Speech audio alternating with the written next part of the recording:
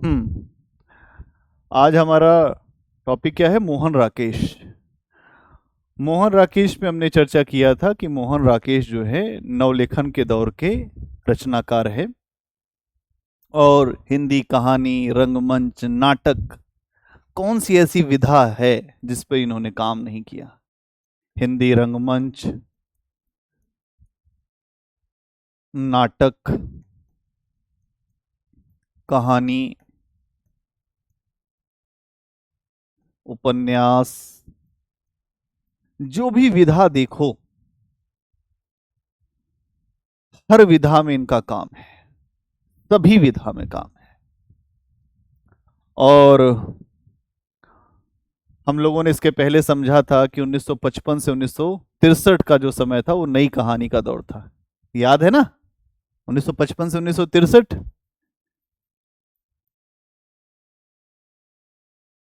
और इस समय अगर आप देखें तो नई कहानी के तीन बड़े हस्ताक्षर हैं, जिसमें अगर आप देखें राजेंद्र यादव, है ना, मोहन राकेश और कमलेश्वर।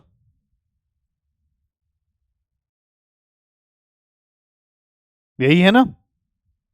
ये तीन बड़े हस्ताक्षर हैं, राजेंद्र यादव, मोहन राकेश और कमलेश्वर।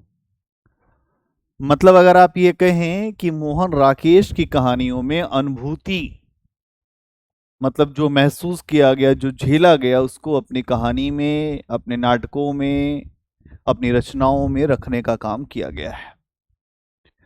मतलब हम ये कह सकते हैं भोगा हुआ यथार्थ या अनुभूति की प्रामाणिकता। भोगा हुआ यथार्थ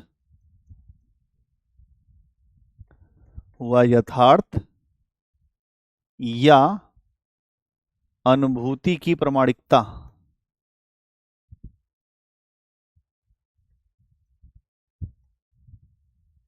प्रामाणिकता, भोगा हुआ यथार्थ या अनुभूति की प्रामाणिकता, ये चीज दिखती है। खूब चर्चा हो चुकी है, भोगा हुआ यथार्थ क्या होता है, जो झेलेगा वही जानेगा, जो नहीं झेलेगा वो क्या जानेगा। अनुभूति की प्रामाणिकता मतलब मैं वही बात मानूंगा जिसका मैं अनुभव करूंगा। अगर हाथ आग में मेरा जब जाएगा तो मेरा हाथ अपने आप जलने लगेगा, तब तो मानूंगा कि आग होती है। अगर कोई बताए ना बेटा आग में मत जाना, ऐसा होता है वैसा होता है, तो तुमको समझ में नहीं आएगा। लेकिन एक बार खुद जाकर आग को छू लो तो फिर जिंदगी में आग नहीं छूओगे। ठीक है? यहां अनुभूति का प्रामाणिकता का मतलब क्या है कि जब तक खुद से हम उसका प्रमाण न कर लें, खुद से उसको न देख लें, तब तक हम नहीं मानेंगे। ये चीज आपको दिखाई देती है। मोहन राकेश जब जब लिख रहे हैं तो उस समय अस्तित्ववाद की विचारधारा काफी गहराई से हिंदी साहित्य के ऊपर अपना असर छोड़ रही थी। अस्तित्ववाद, कौन सी विचारधारा? अस्तित्ववाद। और अगर आप देखें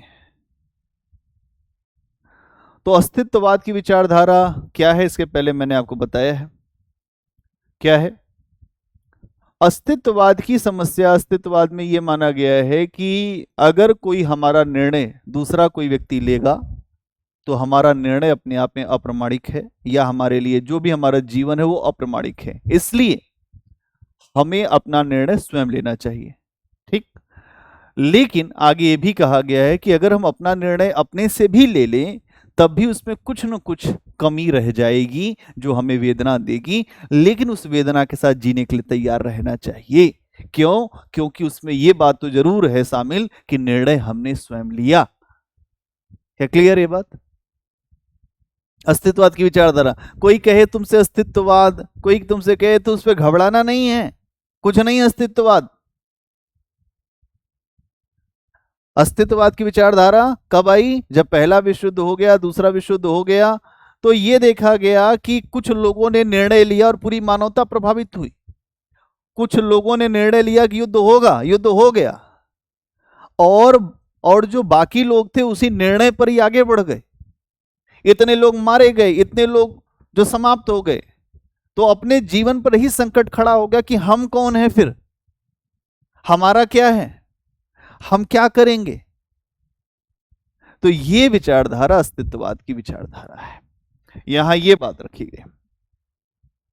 ठीक है।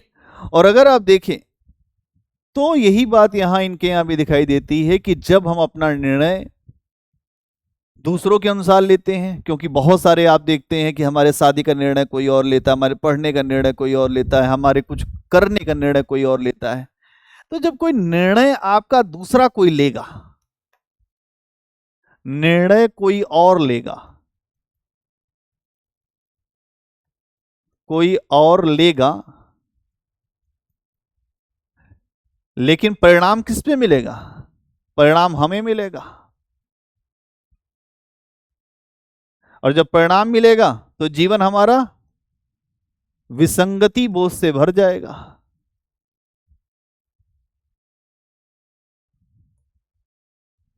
नहीं भर जाएगा? बोलो भाई। हम ये कह रहे हैं कि कोई हमारा निर्णय ले ले, लेकिन निर्णय लेने के बाद क्या होगा? निर्णय लेने के बाद एक समस्या ये होगी, या तो निर्णय ठीक होगा या तो निर्णय ठीक नहीं होगा। आप बताइए, अगर आप अपने मन का काम करते हैं वो अच्छा होता है कि आप दूसरे के मन का काम करते वो अच्छा होता है? ये बताइए। मेरा पढ़ाने का मन करता है तो मैं अच्छा पढ़ाऊंगा, और मेरा पढ़ाने का मन न करे, कोई जबरदस्ती करे जाओ पढ़ाओ जाओ पढ़ाओ जाओ पढ़ाओ, तो कितना अच्छा पढ़ा पाएंगे?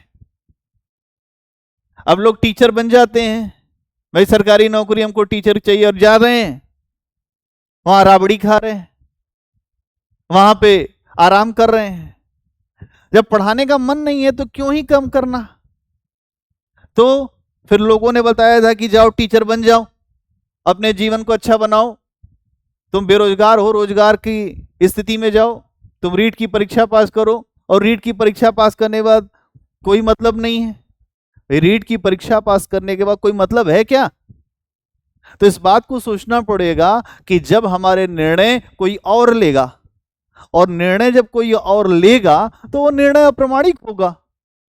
हमको कोई ये कह देता हम तैयारी कर रहे हैं साहब, कि अच्छा ठीक है तू तैयारी कर रहा है, एक काम और कर ले, ये भी कर ले, अब मन नहीं लग रहा। असफल यहां भी होंगे वहां भी होंगे। इस तरह से जोड़ोगे तब अस्तित्ववाद पता चलेगा। अस्तित्ववाद क्या है? अस्तित्ववाद बड़ी अच्छा, इसमें बहुत अच्छी विचारधारा है। अस्तित्ववाद में यह भी कहा गया है निर्णय स्वयं भी लीजिए। मान लीजिए अपने पसंद का निर्णय लिया हमने, एक जो विवाह करने का, उस निर्णय में समस्या भी तो हो सकती है, लेकिन फिर भी वो निर्णय हमारा है, हमें सिरोधार्य करना पड़ेगा कि हमने निर्णय लिया, स्वयं का निर्णय था, कोई और निर्णय हमारा नहीं लिया। क्या क्लियर ये बात? तो ये बात आपको समझना पड़ेगा। तो इनकी कहानियों में आपको मनुष्य के विसंगति बोध को भी देख सकते हैं कि मनुष्य की विसंगति बोध क्या है, जीवन में किस तरह की संगति होनी चाहिए वो नहीं है, उससे क्या होता है, बैलेंस बिगड़ जाता है। आपने देखा होगा सितार कब बजता है? सितार जब सारे तार कसे होते हैं। अगर एक भी तार का जो सामंजस्य अगले तार से नहीं है तो सितार बजेगा ही नहीं। ढोलक कब बजती है? कस दी जाती है ढोलक, तब ढोलक बजती है, तब तान उठती है। यही बात यहां भी है।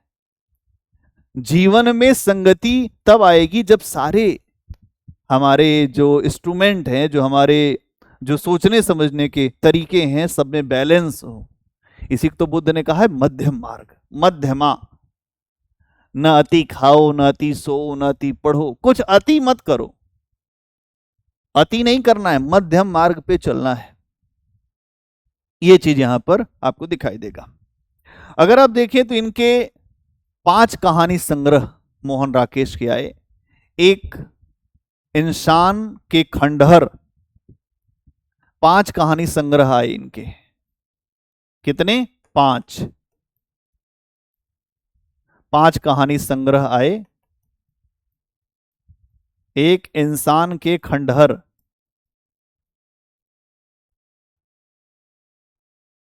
इंसान के खंडहर। कौन से? इंसान के खंडहर। एक आया इनका कहानी संग्रह नए नए बादल।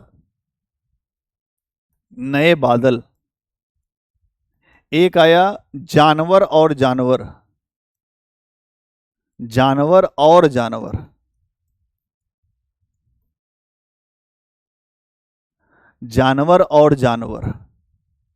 जानवर तो जानवर ही होता है, और जानवर कैसे हो रहा है ना? इंसान भी जानवर ही हो जाता है। इंसान और जानवर में यही अंतर है कि इंसान के पास सोच समझ है, जानवर के पास सोच समझ नहीं है। लेकिन कुछ ऐसे इंसान भी होते हैं इनके पास कोई सोच समझ नहीं होती है, इसलिए वो जानवर कहे जाते हैं, इसीलिए वो राक्षस भी कहे जाते हैं। तो यहां ये बात भी रखी जा रही है। ठीक है। और इनकी एक कहानी संग्रह है, एक और जिंदगी। एक और जिंदगी। एक और जिंदगी। एक जिंदगी में तो कुछ किया नहीं, फिर हम मरने लगते, कहते हैं काश वो दिन वापस आ जाए, काश वो दिन हमारे जीवन में पुनः वापसी कर लें। एक और जिंदगी चाहिए, अभी तो जीने की तमन्ना है। लोग गाना गाते हैं, अभी जीने की तमन्ना है। क्यों? क्योंकि एक और जिंदगी चाहिए। अभी हम चाहते नहीं है कि हमारा जीवन समाप्त हो, हमें और जीना है। कितना जीना है ये पता नहीं, लेकिन एक और जिंदगी चाहिए। और इसके अलावा एक और है फौलाद का आकाश। ये 5 संग्रह हैं इनके। फौलाद का आकाश।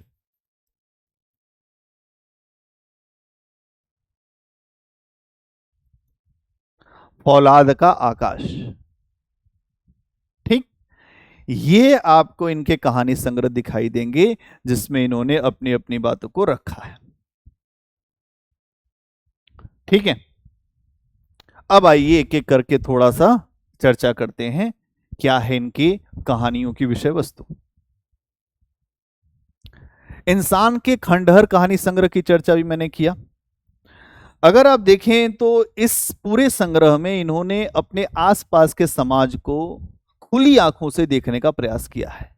जिनका पहला कहानी संग्रह है इंसान के खंडहर। खंडहर। इसमें अपनी खुली आंखों से, अपनी खुली आंखों से अपने आसपास, अपने आसपास देखने का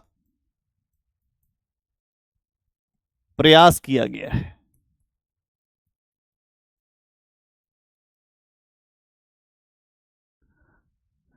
खुली आंखों से अपने आसपास देखने का प्रयास किया गया है। क्या किया गया है? देखने का प्रयास किया गया है। क्या देखा गया है? जहां मंदिरों में धर्म की चर्चा होनी चाहिए, तो मंदिरों के धर्म की स्थिति क्या है, या धर्म का रूप क्या है ना? अगर आप देखें तो ये क्या कहते हैं, जब अपने आसपास आप नजर डालते हैं तो आप देखते हैं कि हर जगह शोषण है, हर जगह लोग दूसरे को बेवकूफ बना रहे हैं। इसके इनके इस संग्रह में, इसमें अगर आप देखें इंसान के खंडहर में, तो ये दिखाया गया है कि मंदिरों में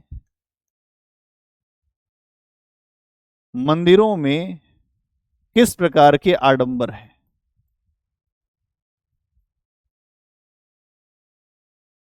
कि आडंबर जब अपने आसपास देखते हैं तो उनको आसपास अपने मंदिर भी दिखाई देते हैं, बहुत सारे स्थान भी दिखाई देते हैं।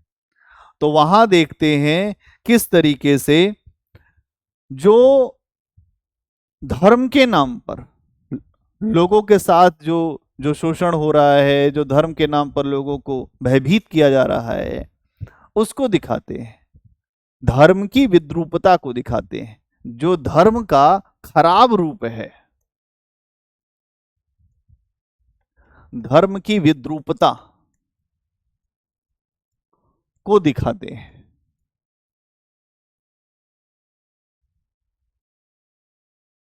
वैसे तो धर्म को रक्षा करना चाहिए, लेकिन धर्म किस तरह से विद्रूप हो जाता है, इसको दिखाने का प्रयास कर रहे हैं। ठीक है।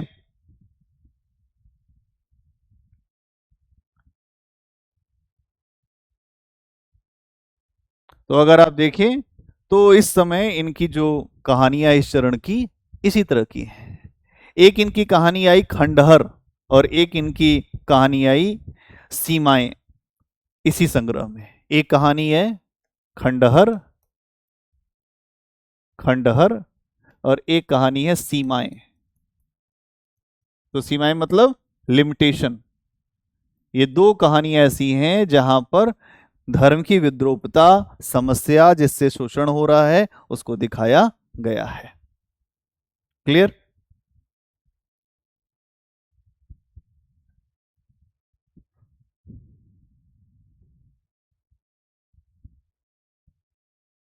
एक इनकी कहानी है मरुस्थल। एक इनकी कहानी है मरुस्थल। मरुस्थल, मरुस्थल का मतलब जानते हैं? जहां कुछ भी ना होता हो, कुछ भी नहीं संभव है, इसीलिए तो कहते हैं मरुस्थल। मरुस्थल, राजस्थान की धरती मरुस्थल कहलाती। ये मरुस्थल क्या राजस्थान का जो जो सूखा दिखाने वाला मरुस्थल कहानी है, या कुछ और है इसमें? ये किस तरह की कहानी है? अगर आप देखें तो इस कहानी में इन्होंने ये दिखाया है कि पूंजीवादी व्यवस्था कैसे इंसानों के लिए मरुस्थल बन गई है या सभ्यता के लिए मरुस्थल बन गई है। मतलब पूंजीवादी व्यवस्था के मरुस्थल बनने की कहानी है। पूंजीवादी जो व्यवस्था है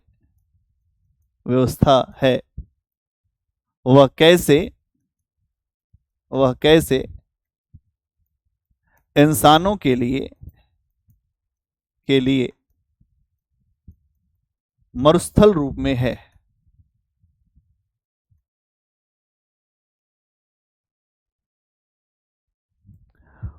पूंजीवादी व्यवस्था कैसे इंसानों के लिए मरुस्थल के रूप में है। आप सब जानते हैं पूंजीवादी व्यवस्था मतलब शहर।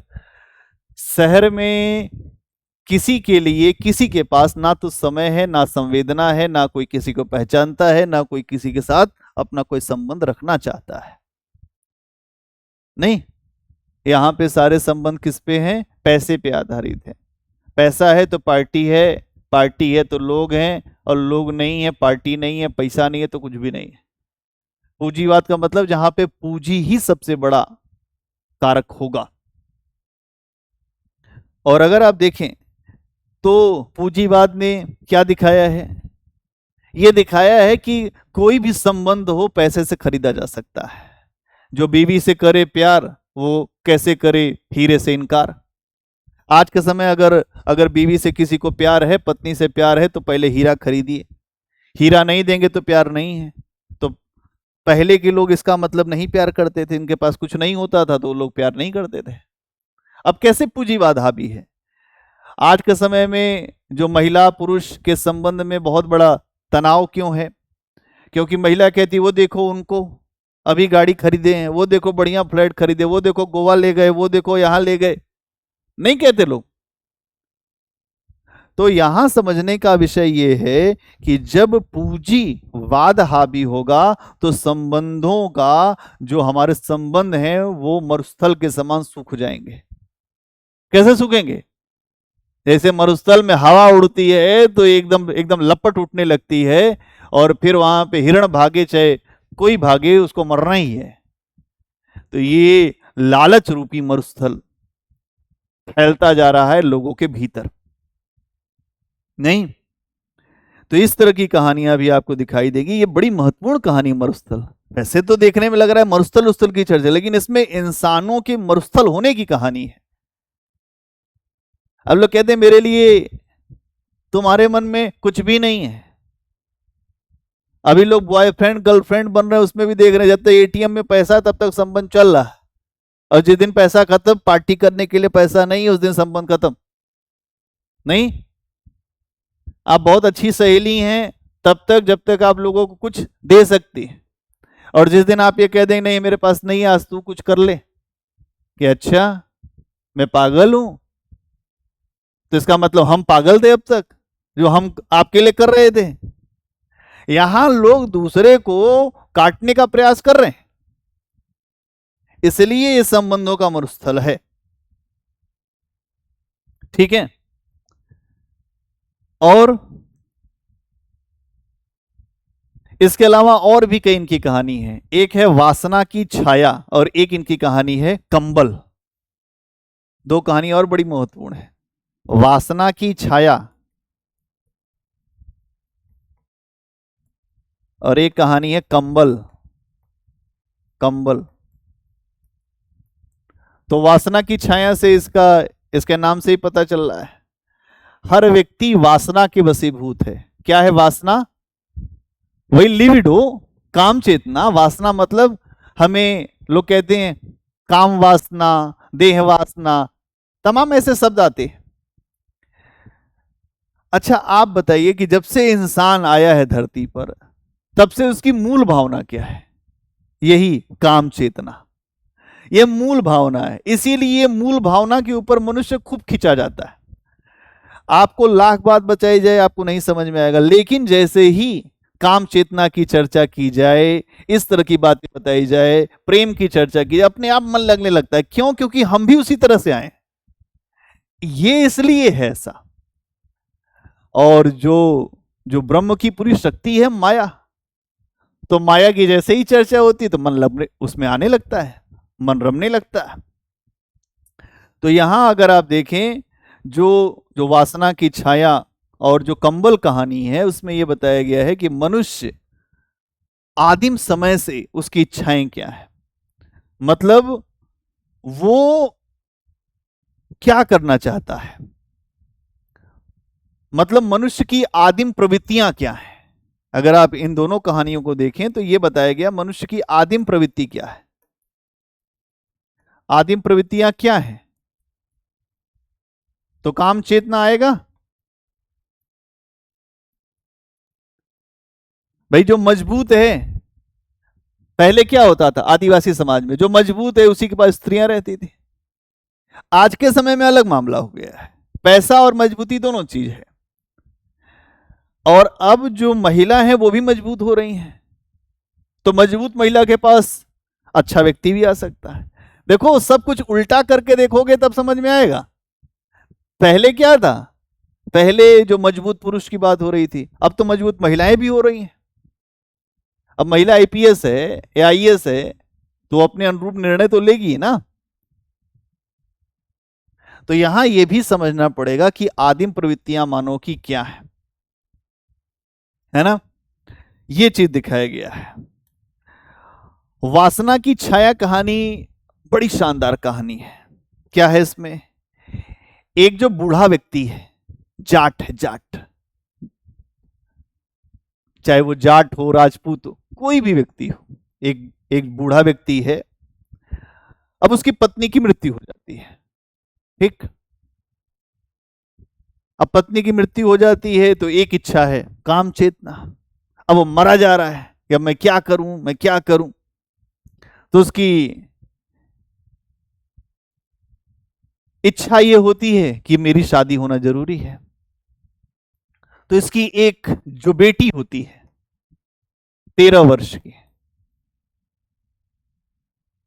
इसमें एक जो बूढ़े जाट की कहानी है और इसमें यह बताया गया है कि काम चेतना कितना खतरनाक हो सकता है।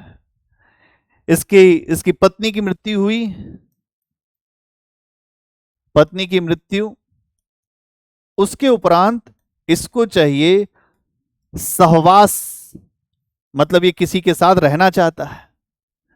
अब वो चीज पूरी नहीं हो पा रही है तो ये अपनी 13 वर्ष की बेटी को एक जगह देकर अपने लिए पत्नी लेकर आता है।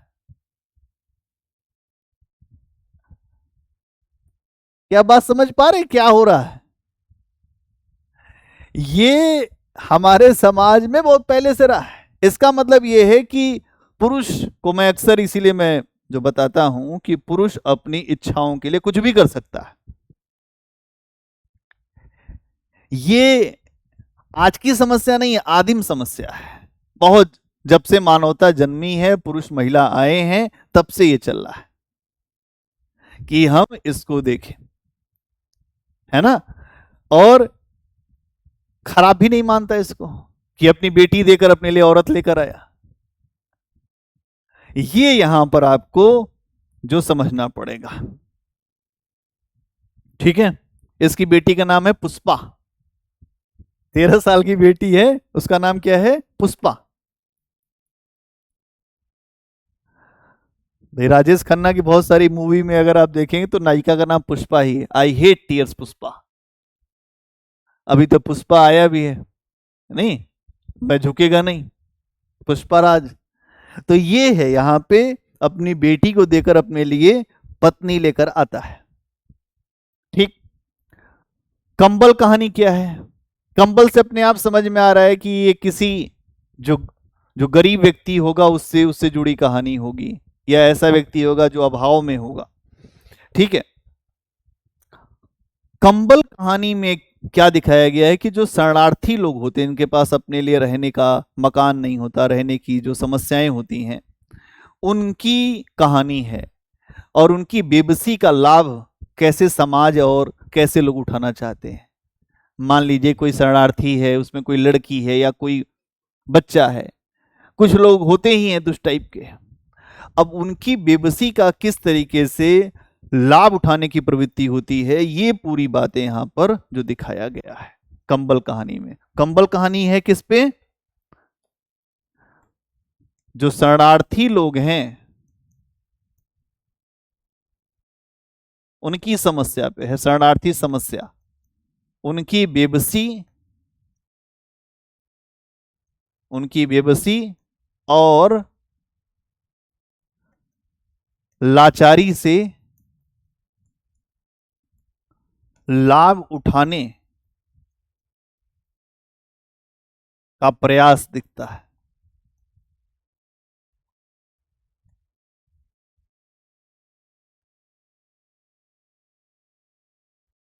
नहीं,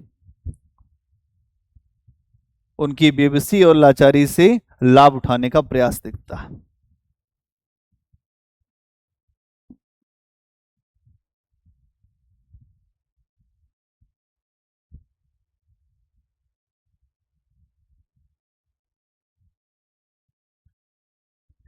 इसके अलावा इनकी और भी बड़ी कहानियां हैं जिनका बड़ा अच्छा जो विषय वस्तु है। एक इनकी कहानी है खाली, और एक इनकी कहानी है एक और जिंदगी। एक इनकी कहानी है खाली, खाली मतलब खाली, और एक कहानी एक और जिंदगी।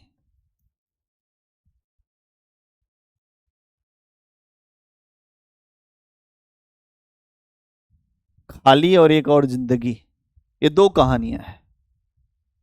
क्या है इसमें? स्त्री और पुरुष दोनों को अलग अलग इकाई मानकर उनकी भावनाओं को दिखाने का प्रयास किया गया है। स्त्री और पुरुष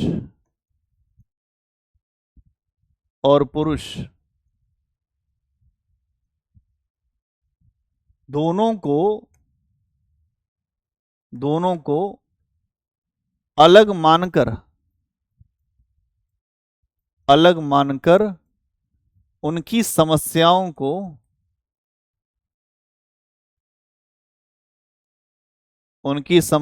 को दिखाने का प्रयास किया गया है।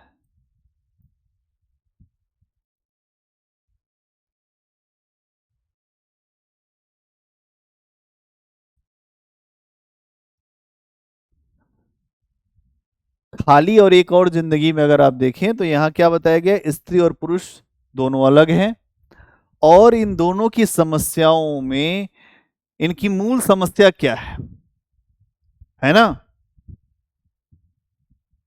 हताशा कैसे है दोनों में, कुंठा कैसे है, तनाव कैसे है, ये सब दिखाया गया।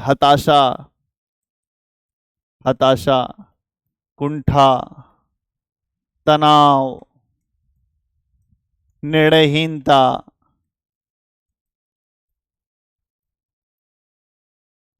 है ना, हताशा, कुंठा, तनाव, निर्णयहीनता, ये सब दिखाया गया है। और इन सब के कारण जो व्यक्ति का जीवन कितना असंगत हो गया है, कितना उसमें विसंगति आ गई है, ये भी दिखाना चाहते हैं मोहन राकेश। खाली कहानी से अपने आप समझ में आ रहा है कि अब सब खाली हो गया है। जब तक हमारे पास था तब तक हमने समझा नहीं, आज खाली हो गया तो हम समझ रहे हैं, है ना इस बात को। अगर आप देखें एक और जिंदगी में क्या होता है, जो नायक को जिंदगी मिली है ना तो वो उसे छोड़ पाता है, ना ही वो नई जिंदगी को स्वीकार कर पाता है। मतलब मान लीजिए, एक और जिंदगी कहानी का विषय वस्तु समझिएगा, जो उसको पहले मिला था, पहले मिला था उसको छोड़ दिया, जो उसको पहले मिला नायक को उसको छोड़ दिया, फिर एक और चीज, एक इसको जो दूसरा स्थान मिला, जो दूसरी इच्छा थी वो पूरी हो गई, इच्छा पूरी हुई। लेकिन समस्या क्या है, जब ये इच्छा पूरी हुई तो इसकी याद आ रही है। नहीं समझ में आया? जैसे एक व्यक्ति है, वो किसी एक से प्रेम करता है और उससे विवाह कर लिया, ठीक। थोड़े समय के बाद उसका विवाद होने लग गया, तो उसने फिर जो दूसरे विकल्प पे वो गया, फिर उसके साथ जुड़ गया, लेकिन उसके साथ है लेकिन उसके साथ नहीं है, उसको याद आ रही है इसकी। ये बात है यहां कि मतलब व्यक्ति जो है उसको यही नहीं समझ में आ रहा है कि अब मैं क्या करूं, इसलिए कह रहा है एक और जिंदगी, मुझे फिर से चांस मिले। अब वो जिसके साथ है उसके साथ भी संतुष्ट नहीं है, यहां ये बात कही जा रही है। क्योंकि जो उसने अपना पहले का जीवन छोड़ा था, उसको छोड़ने के बाद जो उसको दूसरा जीवन मिला, उसमें वो सहजता से जी ही नहीं पा रहा है। वैसे तो उसको उसी में जीना चाहिए सहजता से, लेकिन वो जी नहीं पा रहा है। क्यों? उसको अतीत याद आ रहा है, अपना भूत याद आ रहा है, इसलिए वो जी नहीं पाता। अगर आप देखें तो मोहन राकेश की कहानियों में सबसे प्रमुख बात यही दिखाई गई है कि संबंध टूटते हैं तो क्या महसूस होता है। संबंधों के टूटन की कहानियां हैं मोहन राकेश की, संबंधों के टूटन की कहानियां।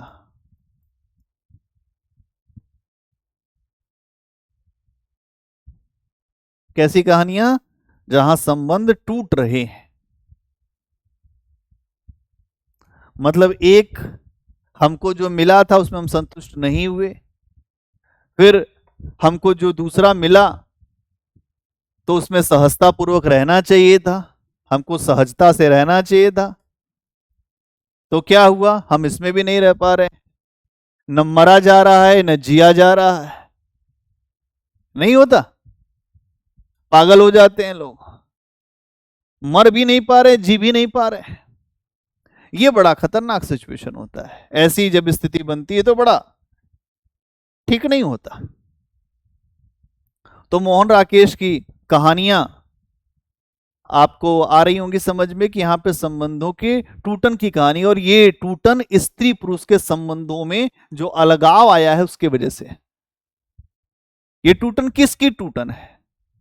संबंधों की टूटन है, और खास तरह से महिला और पुरुष के संबंधों में जो अलगाव आया है उसके वजह से टूटन है। नहीं, महिला पुरुष के संबंधों में जो अलगाव आया है उसकी टूटन है ये।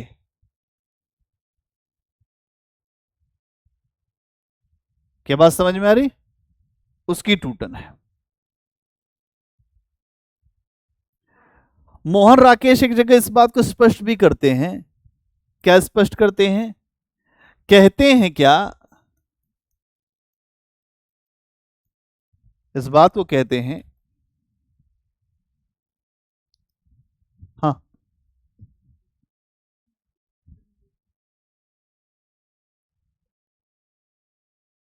अभी क्लास के बाद।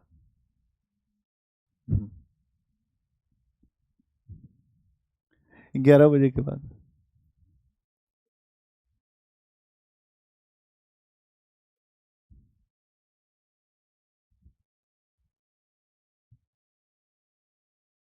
खुला रहे तो ऐसे एक दो बार वो कर लिया करो, नॉक कर लिया करो।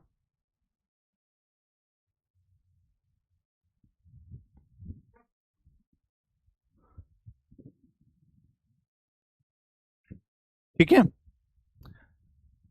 क्या कह रहे हैं मोहन राकेश? कह रहे हैं कि मेरी कहानियां संबंधों की यात्रा को अकेलेपन में झेलते हुए लोगों की कहानी है।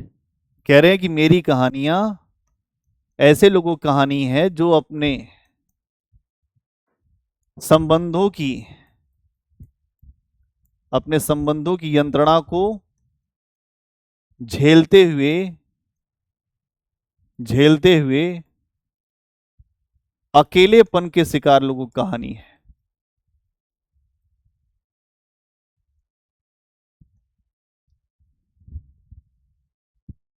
जो शिकार लोगों की कहानी है। ऐसे ऐसे लोगों की कहानी जो अपने संबंधों की यंत्रणा को झेलते हुए अकेलेपन के शिकार हैं, ऐसे लोगों की कहानी है ना। ऐसी कहानियां मतलब क्या है कि मेरी कहानी ऐसी है जहां अपने संबंध, लोगों को संबंध जोड़ने में बहुत मजा आता है। नहीं, लोग आते हैं नए नए संबंध जोड़ लेते हैं कि तुम तो मेरे दोस्त बनोगे, लोग बन जाते हैं। फिर नहीं पता है आगे क्या होगा। जिस दोस्त से बहुत सुख मिल रहा उसी से दुख भी मिलेगा। तो जब हमारे संबंधों में जब तनाव आएगा, जब समस्या आएगी तो क्या होगा? फिर हम मिलना नहीं चाहेंगे। तो मिलना नहीं चाहेंगे तो अकेलापन, फिर अकेलापन तो फिर क्या, झेलना भी अकेले ही पड़ेगा। वो कहानियां हैं इनकी। इस नजरिए से देखें तो इनकी एक कहानी बड़ी प्रसिद्ध है, मिस पॉल। कौन सी कहानी? Miss Paul. एक महिला है जिनका नाम है मिस पॉल। क्या है इस कहानी में? जब महिला आत्मनिर्भर है, सक्षम है, आर्थिक रूप से सक्षम है, तो अपने वो संबंधों में आजाद होना चाहेगी। लेकिन संबंधों में आजादी के नाम पर भी उसके साथ बहुत सारी त्रासदी आएगी, है ना। पहले तो एक व्यक्ति का शोषण है, लेकिन जब वो स्वतंत्र होगी तो अनेक व्यक्तियों का शोषण होगा, नहीं होगा? इस कहानी में यही दिखाया गया है कि जब अपने जीवन में आगे बढ़ती है, स्वतंत्र होती है, तो उसके जीवन में कैसे त्रासदी आती है। एक स्वतंत्र होती महिला के जीवन की त्रासदी को दिखाया गया है। एक स्वतंत्र होती महिला के जीवन की त्रासदी को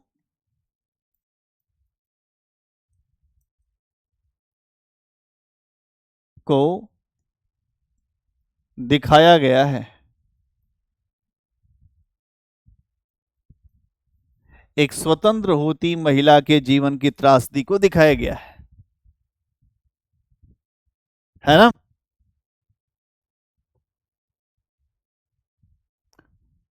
ऐसी कहानियां, कई कहानियां इसमें है। मिस पॉल एक कहानी है जिसका नाम है जो ग्लास टैंक।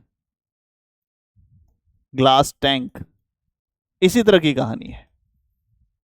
तो मिस पॉल और ग्लास टैंक जैसी कहानियों में यह दिखाया गया है कि जब महिला अपने जीवन में आत्मनिर्भर होती है, स्वतंत्र होती है, तो उसके जीवन में किस तरह की त्रासदी आगे चल के आती है, किस तरह का संकट आता है।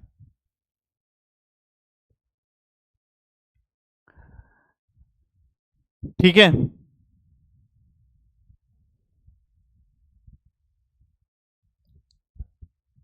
मतलब अगर आप ये कहें कि मोहन राकेश ये भी दिखाना चाहते हैं कि जो महिला काम काज के लिए अपने घर से बाहर निकलती है, तो उनका किस प्रकार से आर्थिक शोषण होता है, भावनात्मक शोषण होता है, ये भी मोहन राकेश यहाँ पे दिखाना चाहते हैं कि जो महिला काम काज के लिए बाहर निकलती है, काम काज के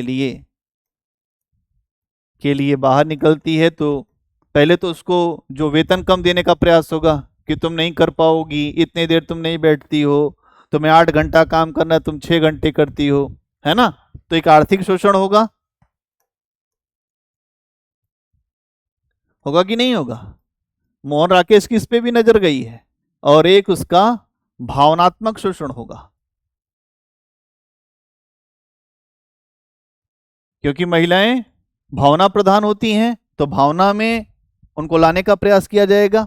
भावनात्मक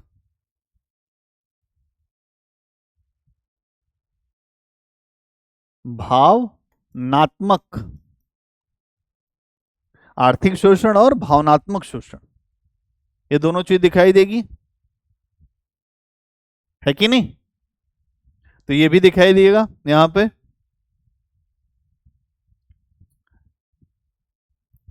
कई कहानियां ऐसी हैं जहां पर अपने घर से बाहर निकलने वाली महिलाओं के जीवन में क्या हो रहा है कि वो अपने आप को अच्छा बनाना चाहती हैं, काम करना चाहती हैं, लेकिन वहां पर भी जाती हैं तो कार्यस्थल पर उनके साथ कई प्रकार के शोषण होते हैं। अगर आप देखें तो इसीलिए आगे चल के आपने अभी बीच में ये सुना भी होगा कि बहुत सारे कार्यालयों में महिलाओं के साथ शोषण की घटनाएं थी, तो इसीलिए जो विशाखा गाइडलाइन आई है, और विशाखा गाइडलाइन में इसी बात को समझाया गया है कि भाई महिलाओं के भी जो हित हैं उनको कैसे सुरक्षित रखा जा सके। ठीक है, तो यहां पर यह बात आपको सोचना पड़ेगा। इनकी इस तरह की कहानियों में एक कहानी है आद्रा और एक कहानी अपरिचित। दो कहानियां काफी महत्वपूर्ण है, एक आद्रा और अपरिचित। अपरिचित, इन दो कहानियों में यही दिखाया गया है कि जब महिला अपने घर से बाहर कामकाज के लिए निकलती है तो उसका किस प्रकार से आर्थिक शोषण और भावनात्मक शोषण होता है। क्या बात समझ में आ रही कि अपने घर से बाहर निकलने के बाद कैसा शोषण होता है। ठीक है, इसके अलावा ऐसी भी कहानियां हैं जहां स्त्री का हमारे समाज में क्या रूप है, स्त्री को लेकर हमारे समाज में क्या सोच है, हमारे समाज की क्या स्थिति है एक महिला को लेकर, ऐसी भी कहानियां लिखी है इन्होंने। मतलब समाज में महिलाओं को लेकर क्या सोच है उस पर भी कहानी लिखी है। समाज में महिलाओं को लेकर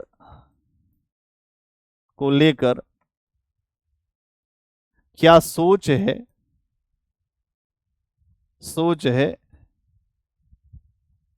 इस पर भी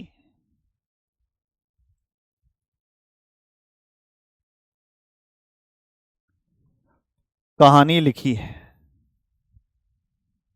समाज में महिलाओं को लेकर क्या सोच है इस पर भी कहानी लिखी है।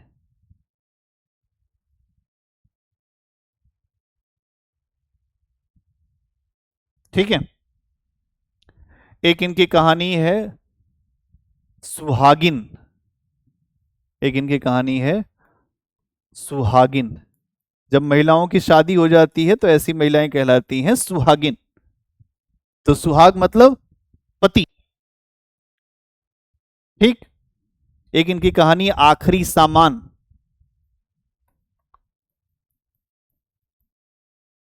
आखिरी सामान आदि।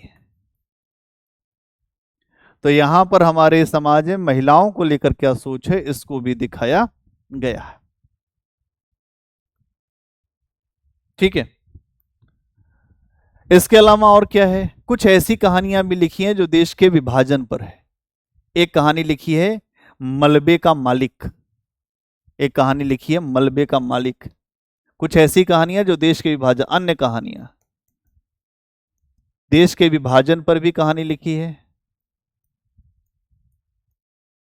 तो इनकी कहानी का नाम क्या है, मलबे का मालिक। अब ये जो मलबा बचा है इसका मालिक कौन है, जब विभाजन हो गया, लोग अपना अपना छोड़ के चले गए, तो मलबे का मालिक कौन है? ये कहानी लिखी है, एक कहानी इन्होंने लिखी है जंगला।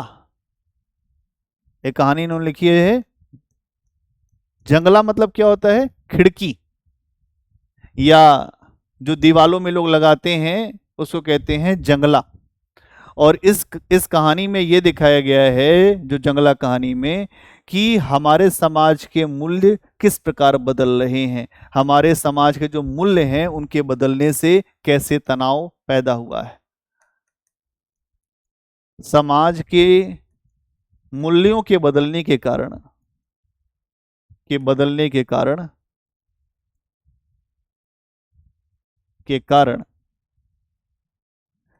किस प्रकार तनाव उत्पन्न हुआ है।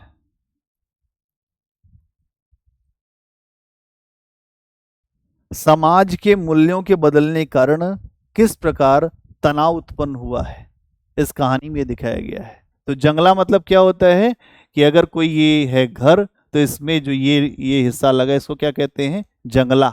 ये जंगला है। और लोग अपने जीवन में किस तरीके से अलग अलग मूल्यों की तरफ आगे बढ़ रहे हैं, और जो समाज के मूल्य हैं वो अलग हैं, लोगों के मूल्य अलग हैं, तो तनाव पैदा होगा ही, है ना। और एक इनकी कहानी है परमात्मा का कुत्ता। परमात्मा का कुत्ता, एक कहानी इनकी परमात्मा का कुत्ता। इस कहानी में इन्होंने ये दिखाया है कि कैसे हमारे जो समाज में, हमारी व्यवस्था में किस प्रकार से विसंगतियां बढ़ रही हैं। समाज की विसंगतियों को इसमें दिखाया गया है। समाज की विसंगतियों को इस कहानी में दिखाया गया है।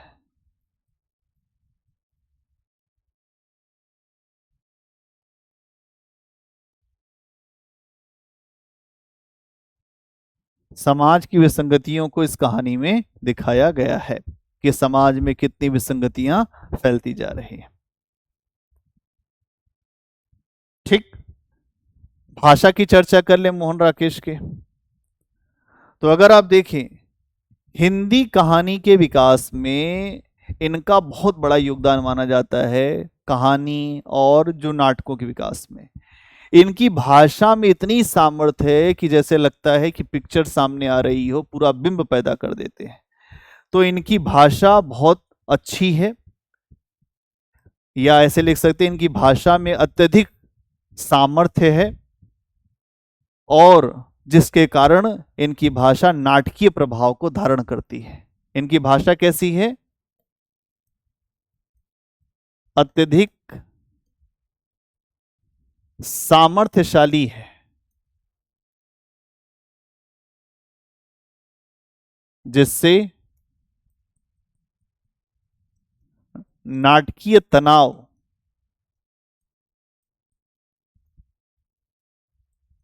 उत्पन्न होता है।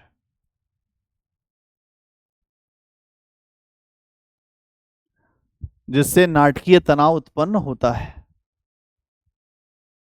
इनकी भाषा अत्यधिक सामर्थ्यशाली है, जिससे नाटकीय तनाव उत्पन्न होता है। और इनके यहाँ एक खास बात यह है कि इनके यहाँ के कहानियों में ना तो कोई नायक है, ना ही कोई खलनायक है। कभी कभी नायक भी खलनायक हो जाएगा, कभी कभी ऐसा लगेगा कि खलनायक भी नायक हो जाएगा। इनकी कहानियों में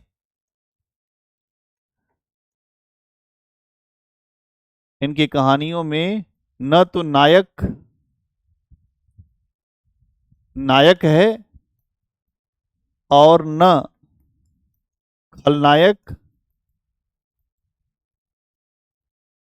खलनायक है। इसका मतलब उसके अंदर भी नायक बैठा है, और जो नायक है उसके अंदर भी खलनायक बैठा है। इसका मतलब क्या हुआ? हर व्यक्ति में दोनों ही पक्ष छिपे हुए हैं।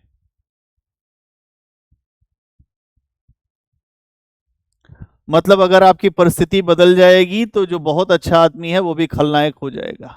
नहीं, ये कहना चाह रहे हैं कि व्यक्ति अपनी परिस्थितियों के अनुसार चलता है। कोई भी नायक अपने आप को बोल रहा है, लेकिन अगर परिस्थितियां बदल जाए तो वो खलनायक होते देर नहीं लगेगी। परिस्थितियां अपने आप में काफी महत्वपूर्ण होती हैं और व्यक्ति अपनी परिस्थितियों के अनुसार ही बदल जाता है। इसलिए इनके यहाँ ना तो कोई नायक है ना कोई खलनायक है, सब अपने परिस्थितियों के अनुसार बदलते रहते हैं। इसलिए कुछ लोग इनकी कहानी को स्थिति प्रधान कहानियां भी कहते हैं। मतलब बहुत सारे आलोचक इनकी कहानियों को क्या कहते हैं? स्थिति प्रधान कहानियां हैं। स्थिति प्रधान कहानियां मतलब जैसे स्थितियां होंगी वैसा ही, ऐसा होता भी तो है हमारे जीवन में। कोई कहे मैं बहुत अच्छा हूं तो झूठ बोल रहा है। अभी परिस्थिति गड़बड़ हो जाए, अपने आप पता चलेगा वो कितना अच्छा है। इनकी कहानियों को समीक्षक क्या कहते हैं? स्थिति प्रधान कहानियां हैं। और लगभग ऐसा ही जब आप इनके जो नाटक को देखेंगे आषाढ़ का एक दिन, तो वहां भी ऐसा दिखाई देता है। कहने को तो कालिदास जो नायक है, लेकिन आखिरी में जाते जाते कालिदास को आप देखें, आपको लगे खलनायक ही है ये, क्योंकि मल्लिका के जीवन को बर्बाद करने वाला कालिदास ही है। कालिदास को बनाने के लिए मल्लिका ने कहा कि तुम जाओ। उसको ये पता था कि वो जाएगा तो फिर वापस नहीं आएगा। उसकी मां अंबिका कहती है, जब आप पढ़ेंगे आषाढ़ का एक दिन, तो अंबिका कहती है कि तू विवाह क्यों नहीं कर लेती? इतना प्रेम करते, वो भी करता, तुम भी करते, तुम लोग अपना विवाह कर लो। तो कहती नहीं, मैं उनको बांधना नहीं चाहती। तो नहीं बांधना चाहती, फिर क्या होगा? बाद में तुमको बिकना पड़ा, वैश्या बनना पड़ा, सब कुछ हो गया। तो यही बात है, स्थितियां, स्थिति प्रधान कहानी, स्थिति प्रधान इनके जो नाटक भी हैं, जहां नायक भी खलनायक की तरह दिखेगा। नहीं, लोग कहते हैं कि बहुत अच्छा मत बनो, एक समय के बाद अरे कोई कितना ही अच्छा हो सकता है। स्थिति बदल जाएगी तो अच्छा व्यक्ति भी खराब हो सकता है। स्थिति बदल जाएगी तो अंगुली मार भी अच्छा हो गया। स्थिति बदल जाएगी तो कोई बहुत अच्छा आदमी अपराधी हो सकता है ना, हत्यारा हो सकता है।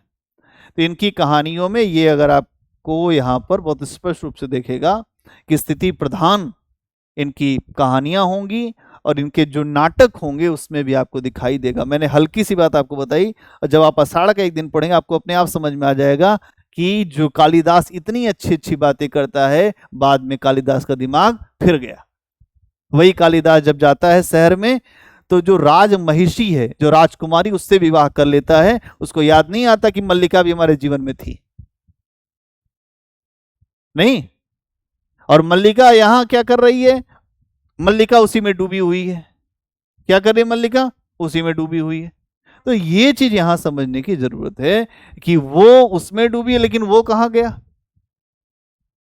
ये समस्या यहां पर हमको देखनी चाहिए, तब जाके हमको समझ में आएगा कि हम क्या करें, कैसे करें।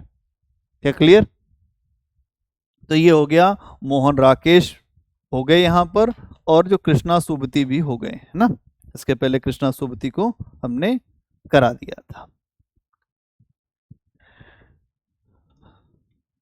बाकी अब रहने ही दो, अब जब आओगे तो उसके बाद ही हम लोग करेंगे, ठीक है। छोड़ दो यहीं पे।